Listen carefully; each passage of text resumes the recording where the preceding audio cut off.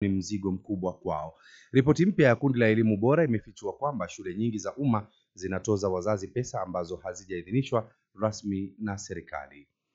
Kwingineko, maafisa wa polisi katika eneo la Ruiru, kaunti ya Kiambu, wamevamia kiwanda haramu cha kutengeneza pombe katika makazi ya kifahari mtaani Kahawa Sukari na kupata lita 1000 za kemikali ya ethanol na aina mbalimbali za pombe bandia za thamani isiyojulikana.